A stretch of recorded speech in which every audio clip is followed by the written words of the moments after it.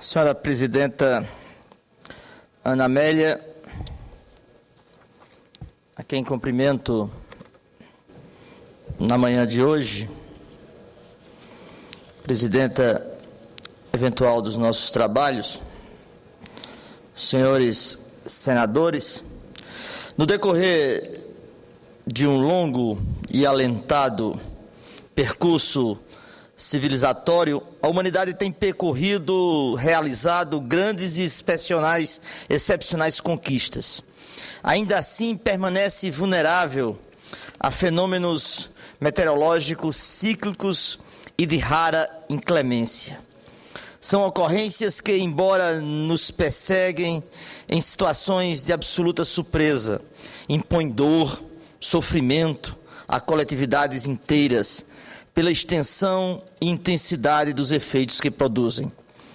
Tome-se à guisa de exemplos as chuvas que desabaram recentemente sobre a Serra Fluminense, que foram capazes de desalojar e infligir inúmeros danos a milhares de pessoas, causando a morte de mais de 3 dezenas de cidadãos. Nós, nordestinos, temos a seca como companheira de vida. Podemos ter alguns anos de chuva, mas sabemos que, mais hora, menos hora, teremos que enfrentar uma estiagem. Uma estiagem longa que afetará paisagens, plantações, pastagens, rebanhos, enfim, tudo o que é fundamental para a existência humana. Sabemos disso, senhora Presidente, há 500 anos. Existem inúmeros relatos que mostram a fúria da seca desde os tempos da colonização portuguesa. Na década de 1580, o padre jesuíta Fernão Cardim, em visita ao Brasil, fez o primeiro relato conhecido a respeito da seca no Nordeste. Escreveu ele que houve tão grande seca que os engenhos d'água não moeram durante muito tempo. Houve grande fome, segundo o relato do padre jesuíta Cardim, principalmente no sertão pernambucano, pelo que desceram do sertão apertados pela fome, socorrendo-se aos brancos 4 ou 5 mil índios. A nossa própria cultura, o nosso jeito de ser nordestino, é moldado pela convivência, digo melhor, com a seca e os seus dramas. São exemplos disso algumas das grandes obras da literatura brasileira, caso de O 15, alusivo à grande seca de 1915, de Raquel de Queiroz, ou Vidas Secas, de Graciliano Ramos. Hoje, nós, nordestinos, sabemos que não é possível vencer a seca. É possível, sim, encontrar estratégias, ações, ideias que possam, na verdade, permitir que possamos conviver com ela, diminuindo ou até mesmo eliminando os seus efeitos mais adversos. Políticas e programas se tornam ainda mais importantes, mais fundamentais, em razão das mudanças climáticas pelas quais atravessa o planeta. Não é de hoje minha preocupação e meu obstinado trabalho no sentido de minorar o sofrimento ciclicamente imposto àqueles que lutam para sobreviver e produzir no semiárido brasileiro. Minha trajetória parlamentar, que remonta ao final dos anos 80, é testemunho eloquente do determinado empenho, marca indissociável dos meus mandatos em favor do Nordeste e da Paraíba. No passado, na atual estação da seca, a pior em meio século, insisto em reclamar e sensibilizar o governo federal para atuar contra a reincidência das tenebrosas vicissitudes que assolam o sertão e seus habitantes. Devo dizer, com indisfarçável tristeza, que mesmo o governo da Paraíba, que muito hesitou em reconhecer a gravidade da situação e adotar as medidas administrativas que se impuseram, dada a diversidade vivida pelos paraibanos. Isto para não falar da indispensável gestão política junto às autoridades federais na articulação dos seus pares regionais.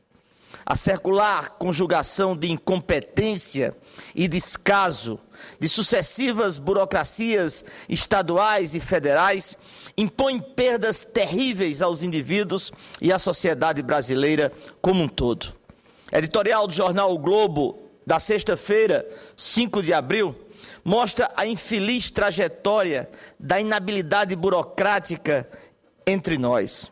Com o título "Seca denuncia incompetência desde a monarquia", o Diário Carioca menciona relatório da ONG Contas Abertas, mostrando que o programa Oferta de Água, com dotação original de 3,4 bilhões em 2012, teve executados, de fato, apenas 406,9 milhões.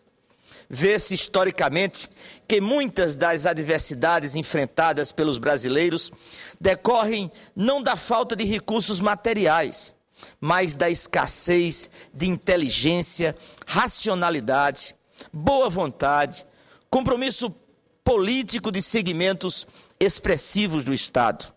É certo, no entanto, que o governo da presidente Dilma Rousseff não ficou inerte diante de mais esta calamidade que assola o semiárido nordestino. Em caráter emergencial, Sua Excelência, inclusive, anunciou um pacote de 9 bilhões contra a seca de 2013, durante passagem última por Fortaleza.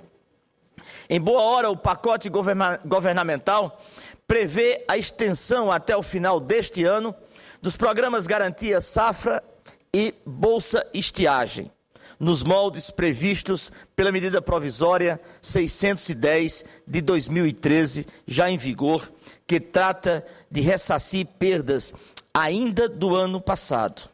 Esses dois programas comportam valores modestos, especialmente quando cortejados com a dimensão dos problemas ora enfrentados pelos agricultores. É importante também destacar a prorrogação das dívidas dos agricultores com situação de emergência reconhecida pelo governo federal. A iniciativa alcança clientes do Banco do Nordeste e pode ser requerida pelos produtores rurais que estavam adimplentes até 31 de dezembro de 2011. Por seu turno, os pequenos produtores agricultores familiares, atendidos pelo Programa Nacional de Fortalecimento da Agricultura Familiar, PRONAF, poderão prorrogar as suas parcelas de financiamento com vencimentos entre 2012 e 2014 por até 10 anos. O primeiro pagamento desta prorrogação ou dessa renegociação está previsto para 2016, com direito a rebate de 80% sobre o valor devido, de acordo com informações do Banco do Nordeste. Senhora Presidente, o governo federal age como tem de agir neste momento, mas não é razoável que diversas unidades da federação e populações inteiras vivam sob a ameaça do estado de emergência e de calamidade pública. A ciência e a tecnologia há muito já nos garantem instrumentos capazes de transformar ou pelo menos mitigar a realidade adversa que cada estiagem se impõe a milhares de nordestinos. As populações nacionais voltadas para o semiárido precisam necessariamente avançar em previsibilidade e ganhar um mínimo de estabilidade, evitando o absurdo sofrimento imposto a milhares de famílias nordestinas. Hoje, é consenso científico, como relata o 4º relatório do IPCC, Painel Intergovernamental sobre as Mudanças Climáticas, que há aumento da temperatura média da Terra. O Centro de Previsão de Tempo e Estudos Climáticos, órgãos do Instituto Nacional de Pesquisas Espaciais, estima para os próximos meses que em grande parte da região semiárida e norte do Nordeste, a categoria climática mais provável ainda é que as chuvas abaixo da faixa normal. Nós teremos chuvas ainda abaixo da faixa normal em 40%. Ou seja, uma situação já bastante delicada, nós ainda teremos 40% de chuvas a menor. Permaneço muito aflito, ainda mais depois que recebi, senhora presidente, meu querido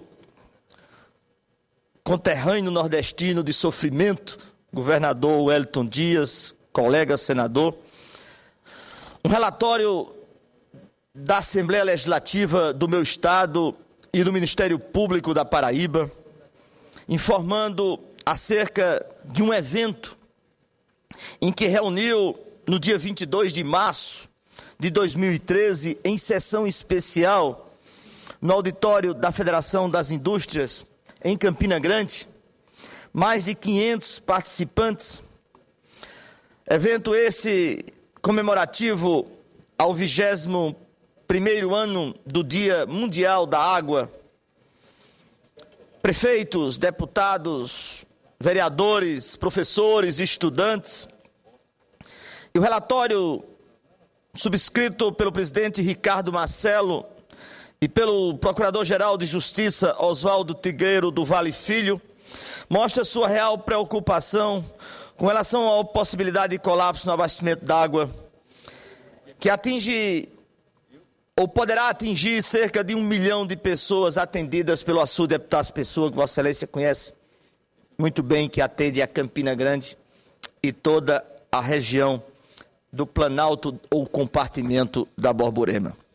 E nesse relatório, encaminhado ao diretor-presidente da Agência Nacional de Águas, Vicente Guilo, solicita providências imediatas no que diz respeito à possibilidade de suspensão de irrigação praticada na bacia hidráulica do açude Presidente Epitácio Pessoa, com vistas a atender a médio e a curtíssimo prazo providências com relação àquela medida.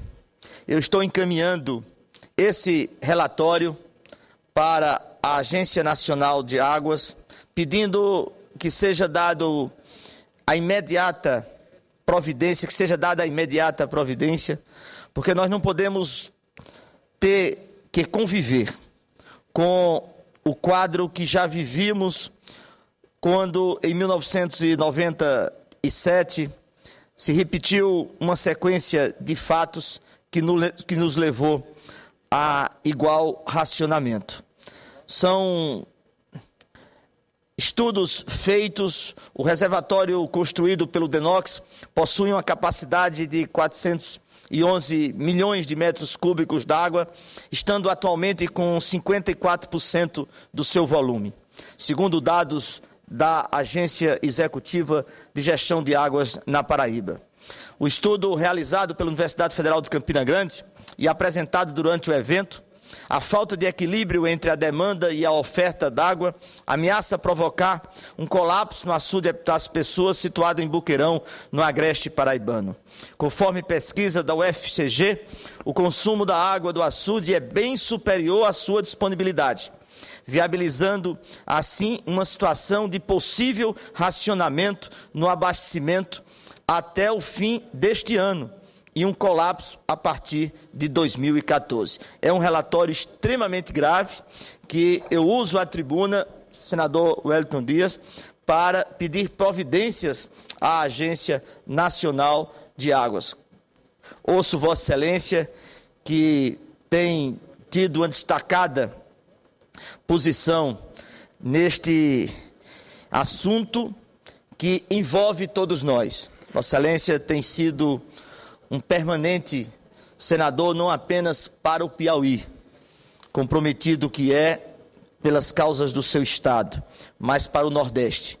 Quero dar o meu testemunho que as ações que a presidente Dilma, às quais já referi-me aqui, de avanços inquestionáveis no combate aos efeitos da maior estiagem já vivida nos últimos 50 anos, em muito se deve a homens como Vossa Excelência, ao meu lado, ao lado de bravos senadores paraibanos, pernambucanos, cearenses, que, representando as suas respectivas unidades federativas, têm se desdobrado nessa tribuna, cobrando imediatas providências. E a presidente tem nos atendido.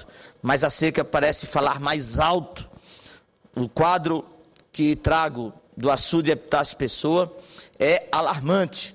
Falava ontem com os deputados estaduais e refiro-me especialmente ao deputado Francisco de Assis Quintães, que se mostrava extremamente preocupado, porque as barragens que contribuem para este manancial tão importante de abastecimento do nosso açude, da nossa barragem, que nos dá tranquilidade para Campina Grande e toda a região, permanecem sem nenhuma contribuição.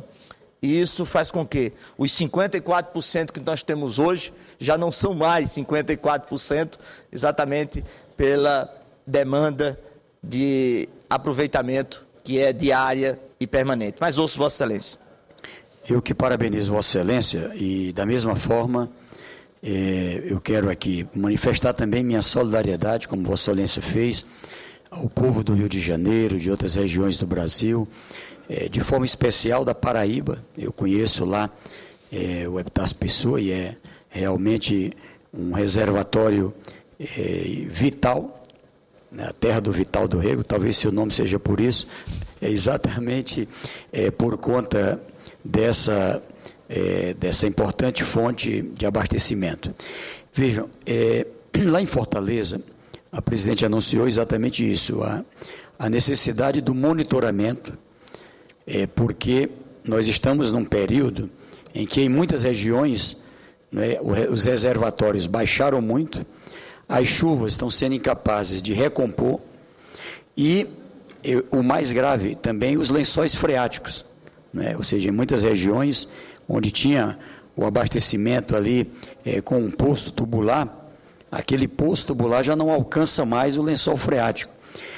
As empresas de água, de saneamento, muitas vezes, tendo que fazer o abastecimento com carro-pipa. Isso no Piauí, na Paraíba, em Pernambuco, em várias regiões. Eu cito isso para dizer que a necessidade da gente ter não só a integração de bacias, mas a integração de adutoras, onde um reservatório possa socorrer emergencialmente outros. É claro que essa é uma política de mais longo prazo, mas é preciso, e aí o que nos cabe, e Vossa Excelência é parte desse trabalho aqui, é pedir agilidade para que se possa garantir desde o simples carro-pipa no atendimento, a construção da cisterna, mas também obras mais permanentes, a adutora, a barragem, onde for possível, enfim, a transposição, não é? Por isso que a gente cobra acelerar. Eu parabenizo Vossa Excelência também e vejo aqui com destaque o trabalho da bancada paraibana, para que a gente tenha esse acelerar nas obras da barragem. Vossa Excelência, inclusive, visitou lá junto com o ministro Fernando Bezerra.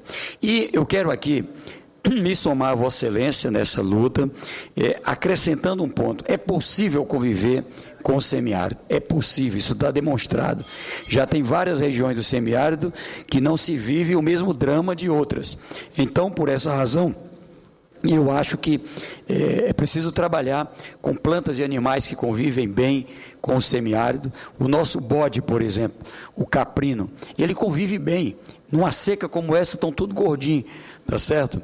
Então, é um exemplo, e eu acredito que esse é o caminho. Então, parabenizo e vamos estar juntos nessa luta. Agradeço a Vossa Excelência, e esse alerta que faço, ele tem um prazo de um prazo muito curto de execução, por força de um processo que é acelerado.